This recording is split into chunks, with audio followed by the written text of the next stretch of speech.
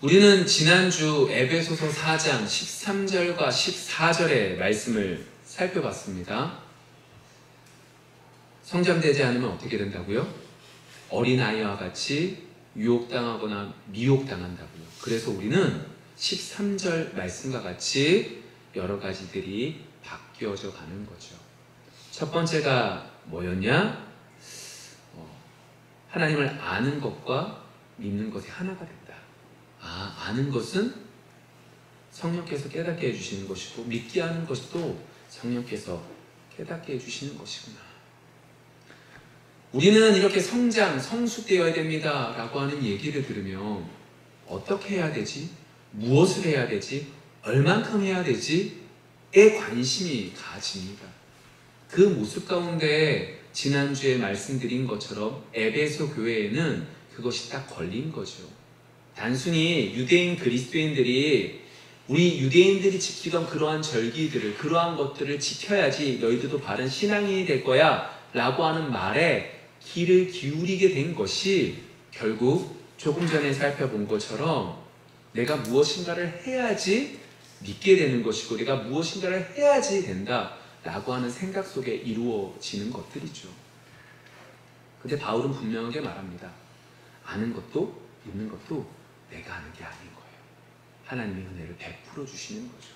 내가 아무것도 안 해야 된다 그 소리를 말하고 싶은 것이 아닙니다. 내가 무엇인가를 할 수 있는 존재가 아니라는 거죠. 그래서 성숙이라고 말하는, 지난주 말씀으로 말하면 온전한 사람을 이룬다 라고 말하는 그 성숙이라고 하는 것은 단순하게 뭐가 아닌 거예요? 거룩하게 되어지는 사람이 아니라 뭐 하는 거죠? 나는 죽고 누가 사는 거예요? 예수 그리스도만 높이시는 거죠. 하나님 아버지, 그 아버지께서 나를 선택하시고 거룩하게 만드시고 심지어 영화롭게 만드셨음을 믿는 거죠.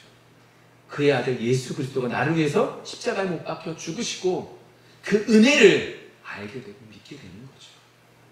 마치 바울이 디모데전서 1장 15절의 말씀같이 내가 죄인 중에 괴수입니다. 하나님을 막 찬양하다가 근데 나는 죄인 중에 괴수예요. 이전만 해도 다른 성경 본문 속에서만 해도 베드로를 책망하고 바나바와 찢어지고 여러 가지 일들을 했던 그 열심히 있는 그 바울의 마지막 모습이 뭐예요? 나는 정말로 아무것도 안 되는 존재입니다. 정말로 성숙되어져 있는 사람은 자신의 약한 것들을 고백할 수 있게 됩니다. 정말로 성숙되어져 있는 사람은 자신의 죄를 고백하게 되죠.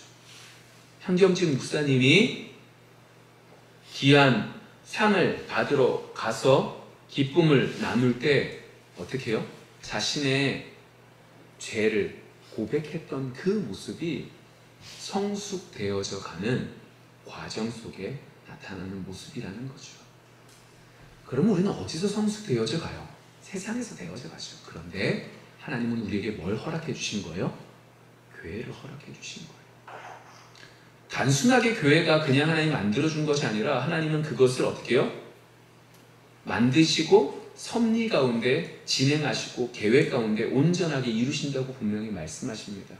그 온전하게 이루어질 그 교회 속에 우리를 집어넣어 그 교회가 불완전한 아주 지저분한 공동체가 만들어졌다고 불평할 것이 아니라 그 교회 가운데 우리는 다른 사람과의 모습 속에 다른 사람들과 여러 가지 일들을 통하여 그리고 여러 가지 교회 안에 있는 모든 것들을 통하여 하나님을 알아가는 것이고 믿어가는 것이고 성숙되어져 가는 귀한 도구로 우리에게 허락해 주신 거죠. 그런 것들 속에서 오늘 이제는 에베소 4장 후반부에 나타나는 그리스도의 삶에 대해서 좀 더 살펴보고자 합니다. 그럼 우리는 어떻게 살아야 되는가? 분명히 성장에 대해서 아는 것과 믿는 것 다 하나님이 하신다고 했는데 그러면 우리는 어떻게 해야 될 것인가? 내가 주체가 돼서 무엇을 해야 될 것인가? 분명히 그건 아닌데 무엇인가 나도 해야 되는 부분들이 있구나. 내가 조심해야 될 부분들이 있구나 라고 말하고 있는 거죠. 오늘 그 부분들에 대해서 한번 살펴볼게요.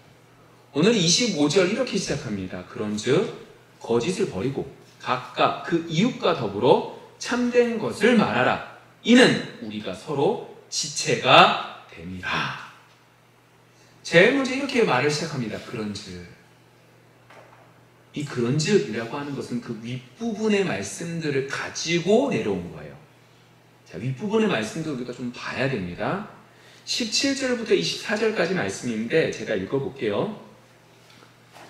그러므로 내가 이것을 말하며 주 안에서 증언하노니 이제부터 너희는 이방인이 그 마음에 허망한 것으로 행한 같이 행하지 말라. 오늘 이제 27절부터 24절의 내용들을 쭉 읽지 않고 제가 조금씩 이제 나눠가면서 할 건데, 이 말씀들의 내용은 이거예요. 옛사람은 버리고 새 사람을 입어라 라고 하는 말씀이거든요. 이 17절부터 24절의 내용이. 근데 이 내용 가운데 첫 번째 우리에게 중요한 얘기를 하는 것이 뭐냐면, 옛사람들은 어떻게 한다? 허망한 것을 행한과 같이 행한다 라고 얘기하는 거죠. 여기서 말하는 이방인은 옛사람을 의미하는 거예요. 정말로 완전히 이방인 그러한 의미보다 그러한 사람들의 특징, 하나님을 모르는 그 사람들의 모습은 뭐하다고요? 오늘 성경 속에 허망한 것을 행한다 라고 하는 거죠. 허망하다, 어이없고 허무하다는 소리예요. 어이없고 허망한 일들을 한다. 근데 왜 그 사람들이 그렇게 어이없고 허망한 일들을 하는 거죠? 우리가 볼 땐 그 사람들도 정말 열심히 살아가잖아요. 우리가 볼 땐 그 사람들도 우리 그리스도인보다 더 뛰어나게 여러 가지 일들을 하는 사람들이 있잖아요. 근데 그 사람들의 모든 것들이 허망하다고 얘기하는 거예요. 왜 그러냐? 18절, 그들의 총명이 어두워지고 그들 가운데 있는 무지함과 그들의 마음이 굳어짐으로 말미암아 하나님의 생명에서 떠나 있도다. 그 사람들의 행동들이 어이없고 허무한 이유가 뭐 때문이냐? 그들은 뭐 한 거예요? 총명이 어두워졌고 무지했고 마음이 굳어졌대요. 왜 총명이 없고 무지하고 굳어졌냐? 이유는 뭐 때문이래요? 하나님의 생명에서 떠났기 때문이래요. 우리가 볼 때 정말로 저 사람 너무너무 대단하다 라고 말하는 그것이 대단한 것이 아니라, 하나님이 땅땅땅 내리는 판결은 너희들이 하나님을 떠났으면 이미 허망한 것을 하는 거야. 너희들은 허망한 것밖에 할 수가 없어. 너희들은 안 돼! 라고 말씀하신다는 거죠. 그리고 19절에 더 이제 그 부분들에 대한 이야기를 더합니다. 그들이 감각 없는 자가 되어 자신을 방탕에 방임하여 모든 더러운 것을 욕심으로 행하되. 자, 여기서 감각 없다라고 하는 거, 눈으로 보고 입으로 맛보고 귀로 듣고 이 의미가 아니겠죠. 무슨 의미예요? 하나님을 떠났으니까 하나님의 은혜를 모른다는 소리예요. 하나님의 은혜를 모르니까 내가 방탕한 삶으로 방임하면서 막 사는지 모른다는 거예요. 근데 그것들도 자기들은 잘한다고 생각하면서 열심히 다하고 있는 거죠. 그런데 20절, 21절 우리는 좀 달라요. 오직 너희는 그리스도를 그같이 배우지 아니하였느니라. 우린 다르다는 거예요. 21절, 진리가 예수 안에 있는 것 같이 너희가 참으로 그에게서 듣고 또한 그 안에서 가르침을 받았을진데. 여기서 이제 복음, 우리는 뭐가 다른 거예요? 복음을 받은 거죠. 복음을 들은 거예요. 예수 그리스도를 믿은 거예요. 근데 이 믿음이라는 거 한 것이 오늘 21절에 뭐라고 분명하게 하냐?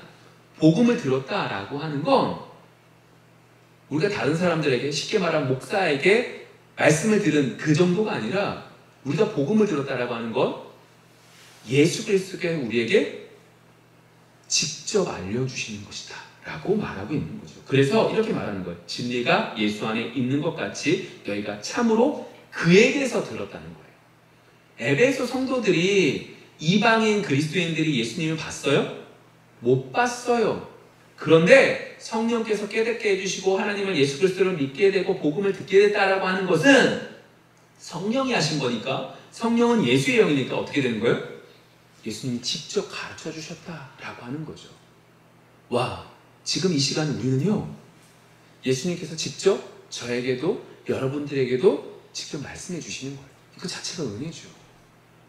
너무나 다른 거예요. 옛사람들은 하나님도 몰라서 자기 멋대로 열심을 다하며 살지만 그것들은 다 허무한 건데 우리는 그렇지 않다는 거죠. 그래서 22절부터 24절 너희는 유혹의 욕심을 따라 썩어져가는 구습을 따르는 옛사람을 벗어버리고 오직 너희의 심령이 새롭게 되어 하나님을 따라 의와 진리의 거룩함으로 지으심을 받은 새 사람을 입으라.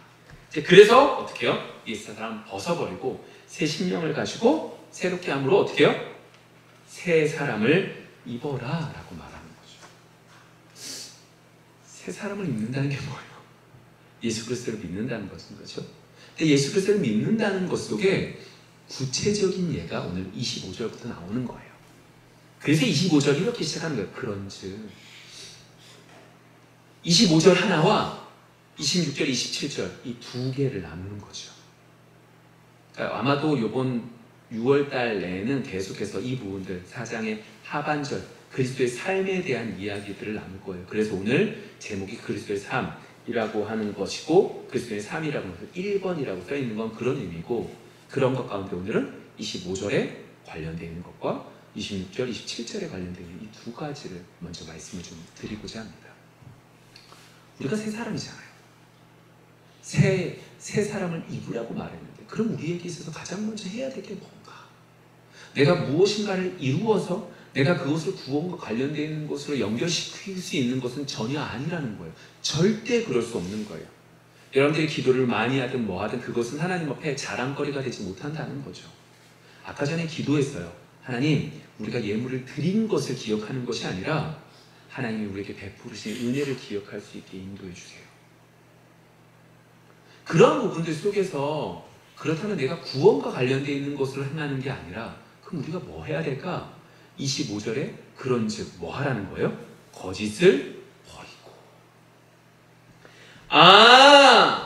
바울이 가장 먼저 새 사람을 입은 우리가 해야 될 게 뭐래요? 거짓을 버리라는 거예요. 아무리 봐도 우리의 모습 가운데 잘못된 게 너무나 많은 것 같은데 바울이 가장 먼저 말하는 게 뭐라는 거예요? 거짓을 버리라는 거예요. 거짓에 대한 얘기를 한다는 거죠. 여러분, 거짓보다 더 심각한 죄가 뭐가 있을까요? 생각해보면 그냥 이렇게 이것과 결론을 좀 다르게 하면 살인도 있을 수 있는 것이고 아니면 다른 더 많은 것들이 있을 수 있는데 사기치는 것도 있을 수 있고 돈을 뺏는 것도 있을 수 있을 텐데 그런 것이 아니라 뭐예요? 거짓에 대한 이야기를 먼저 시작한다는 거죠. 왜 그럴까요? 우리 한번 이 죄의 시작점을 한번 생각해보면 어디서부터 시작하냐? 창세기 3장 4절과 5절 말씀 먼저 볼게요. 뱀이 여자에게 이르되 너희가 결코 죽지 아니하리라. 너희가 그것을 먹는 날에는 너희 눈이 밝아져 하나님과 같이 되어 선악을 알 줄 하나님이 아심이니라. 왜 바울이 먼저 거짓에 대한 이야기를 했냐? 죄의 시작점 가운데 이 뱀이라는 놈이, 이 사탄이라는 놈이 거짓의 압이라고 부르는 이 존재가 우리에게 아담과 하와에게 와서 뭐라고 부르는 거예요? 거짓말을 하는 거예요. 정령 죽으리라 라고 말씀하신 그 말씀을 어그러뜨려서 너 절대 죽지 않아 라고 얘기하는 거죠. 더 나아가서 너 하나님처럼 될 수 있어? 라고 하는 이야기를 하고 있는 거예요. 거짓이 얼마나 무서워요? 하나님의 말씀까지 완전히 어그러뜨려요. 우리가 생각할 땐 거짓말 별것 아닌 것 같지만 그 거짓말이 하나님의 말씀까지 어그러뜨린다는 거예요. 그래서 바울은 새 사람을 입은 우리가 거짓말하는 것에 거짓에 대해서 민감하라고 하는 얘기를 하는 거죠. 근데 그 거짓의 모습이 창세기 3장 6절에 보시면 여인의 모습 속에서 어떻게 변질되는지를 잘 보세요. 그리고 이 변질된 것이 우리에게 어떻게 나타나느냐? 여자가 그 나무를 본즉 먹은직도 하고 보안직도 하고 지혜롭게 할 만큼 탐스럽기도 한 나무인지라 여자가 그 열매를 따먹고 자기와 함께 있는 남편에게도 주매 그도 먹은지라. 누구 때문에 먹었냐? 누가 먹이겠냐? 이건 중요하지 않아요. 그들의 마음속에 이 마음들이 있었다는 것이고 그 마음속에 이 여자의 모습 속에 뭘 어떻게 나타나요? 먹음직도 하고 보암직도 하고 지혜롭게 할 만큼 탐색기라 해요. 누가요? 여자가 볼 때 이거 너무 좋은 거예요. 진짜 이것만 딱 먹으면 뭐처럼 되는 거예요? 하나님처럼 될 것 같은 거예요. 이 모든 선악의 기준, 이 모든 질서의 기준이 하나님이 아니라 어떻게 된 거예요? 내가 된 거예요. 거짓말이 딱 들어와서 말씀을 딱 어그러뜨리고 말씀이 제대로 보지 못하게 하니까 마귀가 딱 바꿔버리니까 잠깐만 유혹해버리니까 그 유혹이 딱 넘어가니까 하나님이 기준점이 되고 말씀이 기준점이 되는 것이 아니라 내가 기준점이 되어서 내가 생각할 때 이것은 옳은 것이고 내가 생각할 때 이것은 거짓이 되어 버린다라고 말하는 거죠. 그 모습 속에 등장하는 게 뭐예요? 시대에 따른 윤리와 도덕이죠. 그것이 하나님의 질서보다 옳아요. 하나님의 질서보다 맞는 거예요. 우리가 성경을 보다 보면 참 그렇잖아요. 오늘 우리가 새벽에 봤던 창세기 42장의 말씀만 봐도 요셉이 자신의 형들에게 감옥에 갇히게 하고 그 여러 가지 모습들이 우리가 생각하는 윤리적인 면에서는 왜 저래? 라고 하는 생각이 들지만 하나님의 크신 계획 가운데 그 계획을 알고 있는 요셉에게 있어서의 관점 속에서 우리가 보지 못한다는 거죠. 그러니까 우리가 볼 땐 그것이 이상하게 보이는 거예요. 왜요? 누가 기준이 되어서요? 내가 기준이 되거든요. 이 시대의 사조가 기준이 되거든요. 이 시대에서 옳다고 말하는 그것 속에서 내가 생각하고 있기 때문에 그것이 기준이 되거든요. 바리새인들이 왜 생겼어요? 자신들이 생각할 때 아니 이 이스라엘 전체가 생각할 때 이 정도 되면 훌륭한 사람이야, 이 정도 되면 거룩한 사람이야, 이 정도 되면 천국 가는 사람이야 결정되어지니까 그러한 사람들이 생겨나는 거죠. 그래서 바울이 가장 먼저 말하는 거예요. 거짓을 뭐 하라고요? 버려라. 거짓을 버려라. 지금 이야기한 상황 속에서 잘 생각해 보시면 이것은 어떤 것과 달라요? 우리가 흔히 생각하는 도덕적인 것과 달라요. 윤리적인 것과 달라요. 성경은요, 하나님 말씀은요, 교회는요, 세상에서 말하는 도덕적인 것을 가르치는 데가 아니에요. 교회는요, 세상에서 말하는 그것들 속에서 가장 도덕적인 것을 가르쳐서 세상을 바꾸라고 말하고 있는 게 아니에요. 이 세상의 얘기를 하는 것이 아니라 하늘나라에 대한 이야기를 하는 것이고 그것을 말하는 게 교회인 거예요. 그렇다면 이 첫 번째 이 이야기는 단순하게 이것이 옳은데 너 이렇게 하지 않았네? 도덕적인 것이 잘못됐네? 라고 말하는 것이 아니라 뭐와 연결되어 있는 거예요?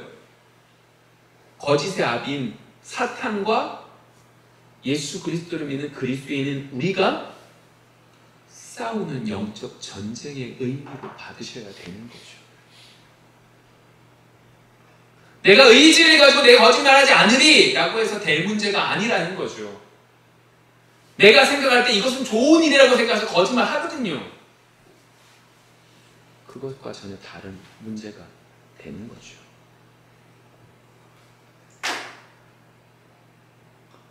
여러분, 성경에서 하나님께서는 우리에게 이렇게 말하는 거예요.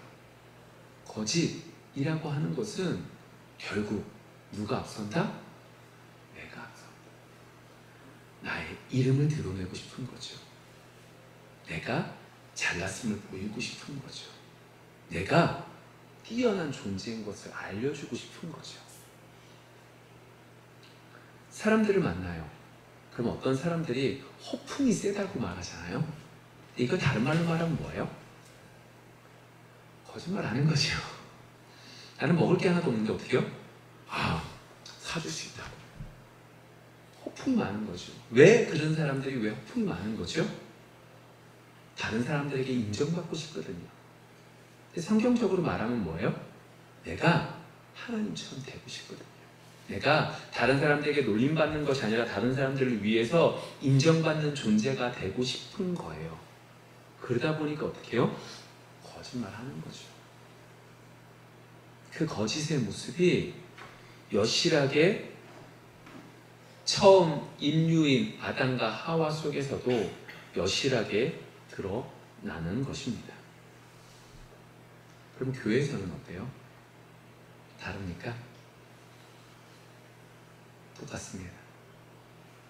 교회에서도 똑같이 우리는 이야기를 하다 보면 거짓말을 합니다. 오죽하면 한 사람이 하루 동안 내가 모르면서 내가 잘 그거 하면서도 거짓말을 정말 많이 한다고 연구 결과에서 나온 것처럼 교회 안에서도 우리는 은근히 자기를 자랑하면서 거짓말을 하죠. 난 한 번도 안 해봤지만 난 할 수 아는 것처럼 말해요. 나는 뛰어난 사람이라고 말해요. 난 돈이 하나도 없지만 돈이 많은 사람처럼 교회에서라도 인정받고 싶어하는 것들이 우리가 교회 안에서의 모습인 거죠. 여러분, 오죽하면 10계명의 9번째 계명이 뭐죠? 내 이웃에 대하여 뭐 하지 말래요? 거짓 증거하지 말래요.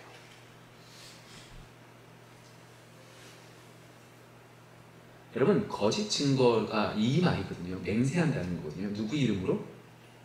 하나님의 이름을 팔아버리는 거예요. 뭐 하기 위해서요?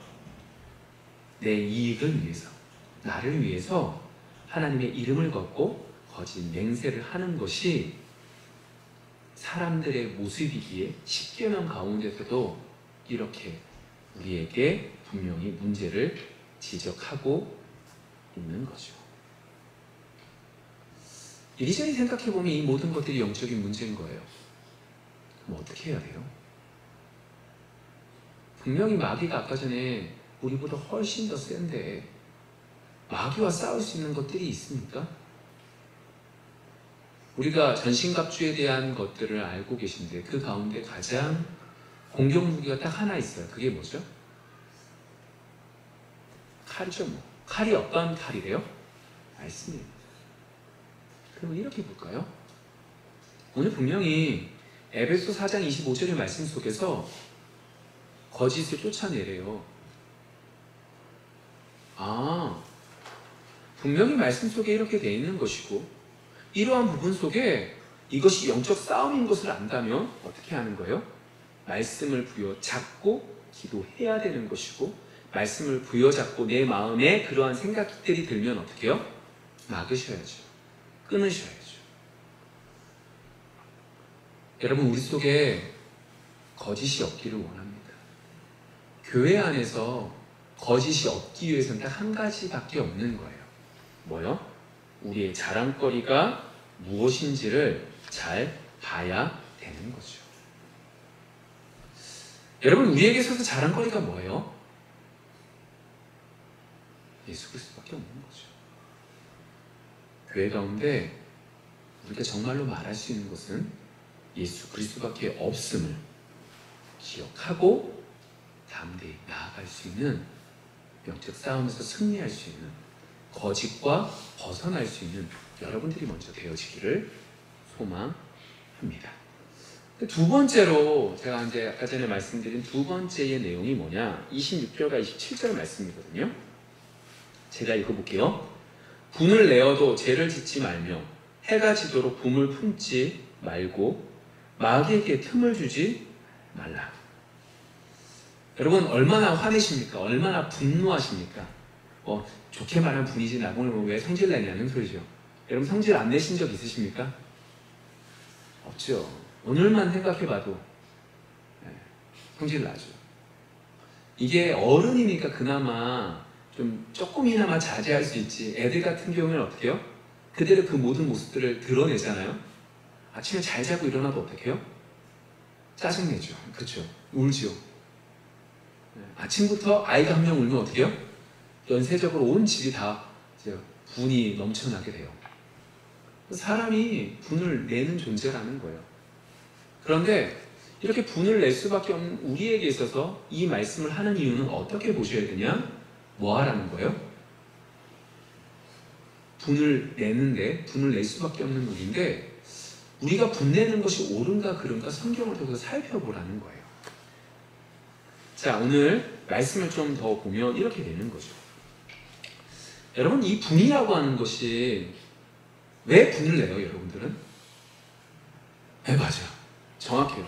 내 마음대로 되지 않기 때문에 분내는 거예요. 그렇죠? 내 생각과 다르기 때문에 분내는 거예요.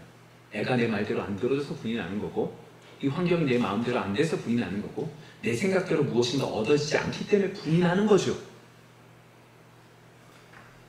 우리가 처음에 이 세상에 처음 화내는 게 어디 있냐라고 생각해 보면 아담과 하와의 아들이었던 가인과 아벨의 이야기를 들 수 있는데, 그 시작점은 이 아담과 하와 속에서도 등장을 한다고 어떤 목사님이 표현하더라고요.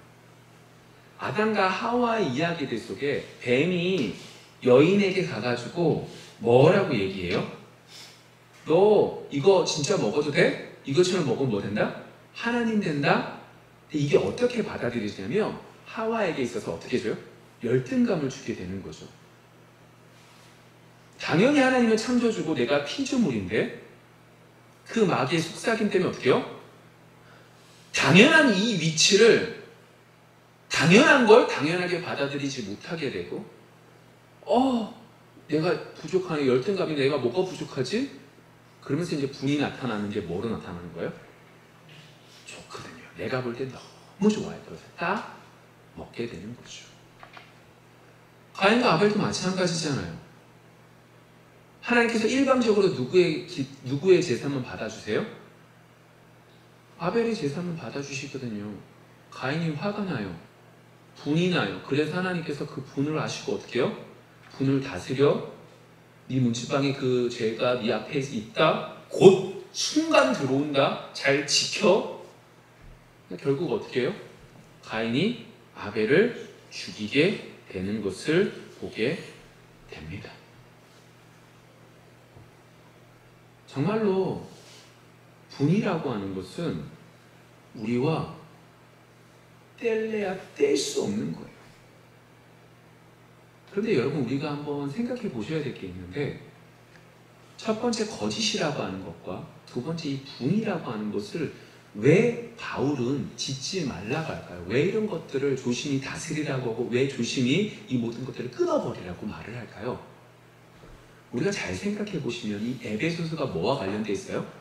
교회와 관련되어 있거든요. 그 시대, 그 에베소 교회에 있었던 문제를 이야기하면서 4장 속에, 그러니까 지난주에 말했지만 성령으로 하나 된 공동체, 그리고 그 공동체 안에 목회자를 통하여 말씀을 가르침을 통하여 우리가 어떻게 해요? 성숙되어지고 지난주 말한 것처럼 하나가 되고 온전한 사람을 이루고 장성한 분량에 이르기까지 되어지면서 이겨내라고 하는 거죠. 그러면서 우리는 옛사람을 버리고 새사람을 입어라 라고 말하고, 그리고 이 말씀을 하는 거예요. 다시 말하면 우리가 새사람을 입은 우리 모두는 한 지체이기 때문에 뭐 하지 말라는 거예요? 거짓말 하지 말고 뭐 하지 말라는 거예요? 분내지 말라고 지금 이야기하고 있는 거예요. 한 몸인데 서로가 서로에게 거짓말을 할 수 있는 것도 아니고, 한 몸인데 서로가 서로를 때릴 수 있는 것도 아니잖아요. 정상적인 사람이라면. 뭐 어디가 아파서 의도하지 않게 하는 것들을 제외하면 그럴 수가 없는 거잖아요. 그러한 부분들 속에서 정말로 분내지 말라고 말하고 있는 겁니다. 자, 그럼 좀 정리해보면 이렇게 돼요. 분이라고 하는 것은 내 마음대로 되지 않는 거라는 거예요. 내 마음대로 되지 않는 것이 분인데, 그 분이라고 하는 것이 교회를 깨트리게 하는 문제가 돼요. 27절에 뭐라고 말했어요? 아까 전에 말했지만 마귀가 어떻게 하는 거예요? 틈을 주지 말라는 거예요. 마귀. 이 말인 거죠. 우리가 분을 내면 그것이 밤에 이르기까지, 그것이 해가 지도록 분내지 마라. 침대에 자서 누울 때까지 그 분을 가지고 있지 말라는 거예요. 그렇게 되면 뭐 하는 거예요? 마귀가 틈을 노려서 벌린다는 거예요. 분내는 것이, 우리가 화내는 것이, 우리가 이렇게 분내는 그것이 교회를 찢어버리는 중요한 역할을 하기 때문에 바울이 하지 말라는 거구나. 여러분, 생각해보면 교회 가운데 제일 큰 문제가 어디서 일어나냐면, 교회 안에 막 사단이 일어나면 문제가 심각해져요. 근데 다들 뭘 주장할 때가 제일 심각한지 아세요? 하나님의 뜻이라고 말하면서 주장할 때가 제일 큰 문제가 생겨요. 하나님이 나에게 이 마음을 주셨대요. 그래서 우리 교회는 이렇게 돼야 되는데요. 다른 사람은 그와 정반대의 얘기를 하면서 하나님이 나에게 이 말씀을 주셨기 때문에 내가 이 말씀을 부여잡고, 그것들을 한대요. 그러면서 교회가 완전히 무너지면, 교회가 완전히 찢어지면 방법이 없어요. 분명히 그 분이라고 하는 것이 지극히 개인적인 얘기인데 그 개인적인 그 분노를 어떻게 하는 거예요? 옳은 거라고 생각하고 그것을 통해서 마귀가 속삭이는 거죠. 네가 지금 분내는 건 정당한 거야. 그러니까 교회가 찢어지는 거예요. 왜요? 내가 하는 건 정당하거든요. 하나님이 인정해 주신, 하나님이 오케이 해주신 사인을 받은 귀한 거거든요. 그래서 우리 교회는 나뉘어져야 되는 것이고 저 목회자는 나가야 되는 것이고 저 사람은 나가야 되는 것이고 저 사람은 잘못한 거예요. 저도 마찬가지고 우리 모두 다 이것에 풍덩 빠져있는 존재라는 걸 기억하면서 이 말씀을 보셔야 되는데 그러한 것 속에서 뭐라고 얘기하는 거예요? 결국 그 분노가 예수님을 죽음에게까지 이르게 되었다는 걸 기억해야 되는 거죠. 예수님을 죽인 그 많은 사람들이 어떠한 마음을 먹었을까요? 이 예수님은 우리가 생각했던 일과 전혀 다른 일들을 하네. 그럼 이 예수님은 메시아가 아닌 거예요. 마귀가 이미 틈타서 어떻게 해요? 저 사람을 죽여야 되는 거죠. 저런 사람들이 있으므로 우리 유대가 어떻게 해요? 나뉘어지게 되는 거예요. 우리가 단합되어서 한 마음이 되어서 강력하게 나가야지만 이 로마라는 나라에서 이겨낼 수 있는데 저 예수라는 사람이 와가지고 이렇게 분란을 일으키면 안 되니까 저 사람을 죽이자고 말하는 거란 말이에요. 스데반도 마찬가지예요. 모든 사람들도 마찬가지예요. 결국 우리의 분이 예수님을, 스데반을 죽이는 거죠. 여러분 마태복음 18장에 보시면 이러한 말씀들이 있습니다. 내 형제가 죄를 범하면 어떻게 해야 됩니까? 라고 하는 말씀이 있죠. 이 얘기예요. 내 형제가 나한테 잘못을 했어요. 분을 내게 했어요. 죄를 범했어요. 그럼 내가 어떻게 해야 됩니까? 라고 하는 말을 하죠. 그때 베드로가 7번 정도 참아주니까 이건 온전하다는 소리예요. 완벽하게 참아줘요. 그러니까 정말로 7번까지 참는 경우도 없지만 그 정도 참아주면 됩니까? 예수님이 뭐라고요? 아니, 7번, 7번까지 참아줘야 돼 라고 하는 얘기를 하죠. 그러면 사실 말씀이 중요한 건 이거예요. 땅에서 풀면 하늘에서도 풀리고 땅에서 매면 하늘에서도 매인다. 교회와 하늘이 연결되어져 있다라고 하는 말씀을 하셔요.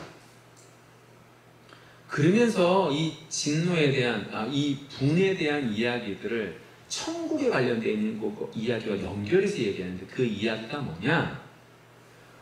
어떤 사람이 왕에게 빚을 졌어요. 그 빚의 양이 어느 정도냐? 얼만큼 달란트? 10,000달란트. 그러니까 몇 조가 넘는 너무나 큰 돈인 거예요. 그러니까 불가능한, 갚을 수가 없는 돈인 거예요. 한 사람이 어떻게 갚아요? 근데 그 사람에게 있어서 왕이 어떻게 해요? 그를 너무너무 불쌍히 보는 거죠. 그래서 탕감해줘요. 근데 그 사람이 너무너무 기뻐서 딱 나오는데 100데나리온 빚진 사람에게 어떻게 해요? 성질을 내면서 그 모든 것들을 갚을 때까지 감옥에 가두어요. 100데나리온은 어느 정도냐? 100일 일한 가치라는 거예요. 한 데나리온이 하루 품삯이니까 100데나리온은 100일을 일하면 갚을 수 있는 돈이에요. 자기가 갚을 수 있는 건 어떤 책에서는 한 달란트 정도가 한 사람이 20년 동안, 몇십 년 동안 정말로 아무것도 안 쓰고 모아야지만 되는 돈이거든요. 그게 한 달란트예요. 10,000달란트니까 엄청난 거죠. 근데 그것과 별구해서 100데나리온은 100일만 고생하면 갚을 수 있는 거예요. 그런데도 그 모든 것들을 감옥에 쳐넣으니까 결국 그 왕이 노를 바래요. 분노했다고, 진노했다고요. 무슨 의미예요? 내가 너에게 베풀어진 긍휼을 기억하지 못하는 것에 대한 분노인 거예요. 여러분 이게 무슨 얘기를 하고 싶냐면 처음에 베드로가 말했던 그 개인적인 진노, 분노에 대한 얘기를 하시는 것이 아니라 하나님께서 말씀하시는 마지막 최후의 심판과도 같은 그 진노는 뭐예요? 하나님의 긍휼을 기억하지 못하는 것에 대한 하나님이 분노, 의로운 진노인 것이지 그 외의 것들은 뭐 하라는 거예요? 아무 부질 없는 것이고 봐주라는 이야기를 하고 있는 거죠.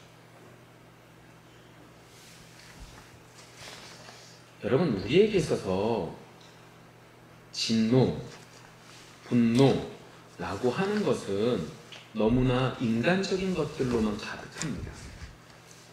여러분, 우리가 생각할 때 많은 분노는 내가 생각할 때 화가 나는 게 화가 나는 것이지, 내 관점과 다른 것이 화가 나는 것이지, 정말로 조금 전에 제가 말했던 그 왕의 진노처럼 그러한 진노와는 전혀 다른 진노인 거죠. 다른 분인 거죠.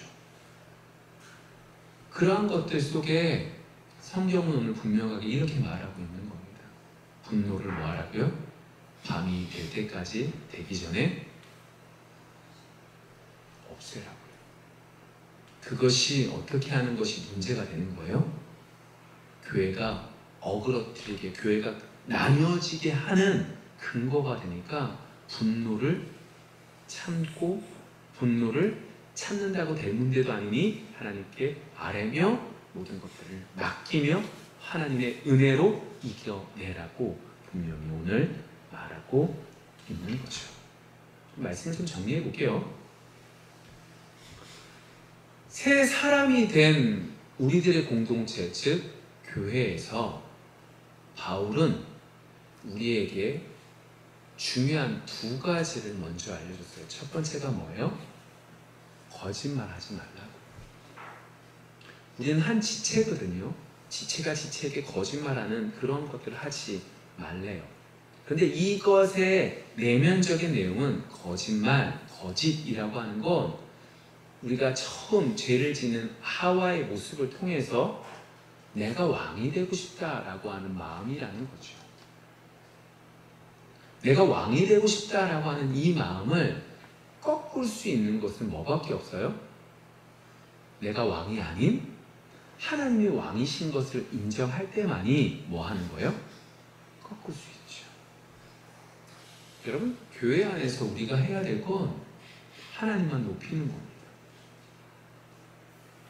교회 안에서 거짓을 없게 하기 위해선 우리가 하나님만 높여야만 됩니다. 어려운 문제가 있습니다. 이 문제는 이렇게 하면 돼. 물론 필요합니다. 그러나 우리는 뭐가 앞서야 되는 거예요? 하나님께 기도하는 것이 앞서야죠. 너무너무 좋은 일이 있었습니다. 그 좋은 일을 정말로 축하해 줘야 됩니다. 그런데 그 속에서 더 나아가 하나님께 감사해야죠. 그것이 교회 안에 있을 때 거짓은 우리에게서 이 교회 공동체 안에서 벗어날 수 있게 되는 거죠. 두 번째, 진노하지 마라. 내 생각대로 되지 않기에 분내는 그 모든 모습들을 우리는 살펴봐야 되죠. 내가 생각할 땐 이건 하나님의 거룩한 의야 라고 생각하지만 마귀는 우리에게 속삭여 하룻밤만 지나면 우리의 마음속에 잘못된 우리의 개인적인 그 진노를 하나님의 귀한 진노로 바꿔버려서 우리를 오해하게 만든다고요. 그렇기에 두려운 것 가운데 우리의 모습을 살펴볼 수 있기를 소망합니다. 그래야만 진노에서 벗어날 수 있는, 그 분냄에서 벗어날 수 있는 거죠. 어찌 사람이 자신의 능력으로 아침에 화가 나는데 저녁에 어떻게 끊을 수 있겠어요? 못합니다. 그래서 하루 이틀 갈 수도 분명히 있죠. 왜 없어요? 있지요. 그런데 그것 속에서 우리는 뒤돌아봐야 돼요. 왜요? 성경 속에서 분명히 하룻밤이 지나면 마귀가 틈을 낸다고 했거든요. 우리에게 틈이 있는지 뒤돌아볼 수 있는 이번 한 주가 되어지기를 소망합니다. 기도하겠습니다.